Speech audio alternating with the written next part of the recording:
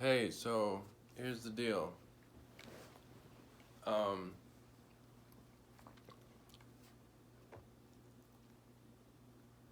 I forgot how I was going to start this. Basically, the United States will fall, and there won't be a U.S. by 2060.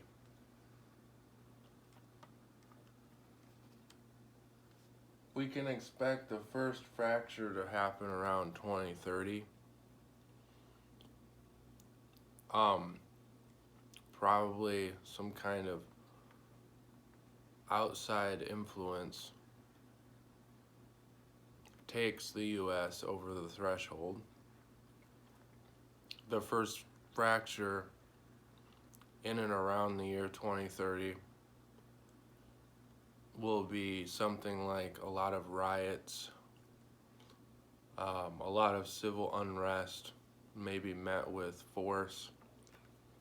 Um, that's really the first fracture where the tears and the seams really begin to show is around the year 2030. In the year 2032, there will be a war will break out that will be obviously international in nature, and that it will somehow involve the United States in a big way. And the United States, already having suffered that internal strife, will not have the capacity to deal with an outside struggle that it finds itself involved in. And as a result, the U.S. will quickly suffer a decisive defeat. So the war for the U.S. won't last much past 2032. Following the war, the final fracture of this union will come in about 2034, 2035, and that will involve even more civil unrest, met with even more force. And everything from this point just gradually escalates.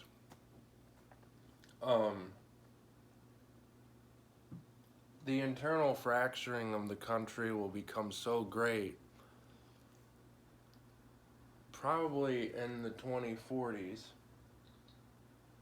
By the 2040s, there will be an international presence of military here on this continent in order to keep the peace. I don't know if these will be like officially UN troops, like United Nations, or if it'll just be a formal alliance of nations sending their own troops. But these international interventionist forces will be here to keep the peace, or so it's alleged. But the effect that it will have will be final, as far as the United States being a united political entity in any real sense. Over the course of this time period, probably from the outbreak of the war forward, so like 2032 forward, the U.S. will become dissolved more and more. The international, like the interventionist forces, will initially begin in like very big cities. It'll start very gradually. It's not going to be like an invasion, but it'll be something that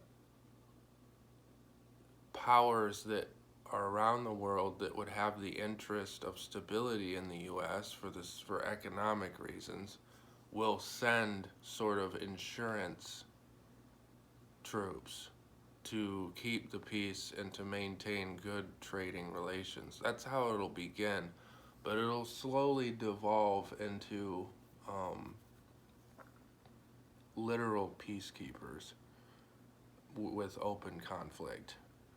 Um, that presence will increase, and as an overall theme,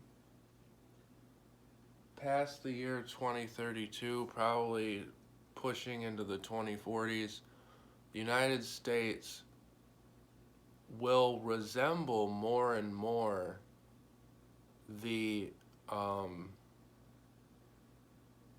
don't know how to say it. It will resemble more and more the Holy Roman Empire. I don't know how many of you know what the Holy Roman Empire was, but it existed in Europe from the Middle Ages, from like, I think it was the 1200s, all the way up until the early 1800s. Or was it? Yeah, it was the early, because Napoleon destroyed it. But basically, the Holy Roman Empire was famously not holy, it was not Roman, and it really wasn't an empire. It was more of a nominal designation, a collection of really loosely confederated states, mostly in what is now Germany, Austria, and Italy. It was sort of Central Europe was described as the Holy Roman Empire. There was even a Holy Roman Emperor who would be elected. And the Pope had sort of a power balance with the Holy Roman Emperor. But the point is that while there was a Holy Roman Empire by name, it was a Catholic realm. In practice, there really wasn't. No one gave a crap what the Holy Roman Emperor said. The individual principalities and the duchies, and they pretty much, in like the kingdoms, they just listened to themselves. They pretty much were autonomous. So in that respect, the U.S., as a united political entity that it's been thus far, will devolve into something like the Holy Roman Empire, where the United States is seen as an idealistic past more than a present reality. The federal government will become more and more of a joke. Federal legislation will become more and more ignored, and the fractures will just get deeper and deeper until local power increases, and really it's a collection of states in particular regions of the country that will have power versus the federal government. I would say by about the 2050s or the middle of the 21st century, federal power, American sovereignty will have suffered so much from decades of unrest, international intervention, economic problems, that the U.S. will finally lose its sovereignty as a country in practice. But again, it's not like in history. I mean, there was a day that the Holy Roman Empire fell or was destroyed, but a lot of times, if you lived in that time, you're not like looking on your calendar, oh, today's the day the Holy Roman Empire fell, whatever. It's like, it just happens, you live it, and then later it's written down in retrospect. So I'm saying all of this in retrospect.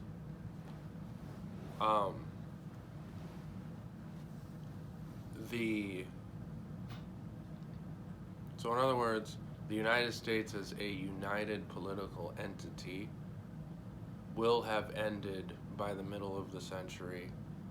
Really, sovereignty for this government, for the federal government, will have been lost, and it will have been absorbed and replaced by a global power.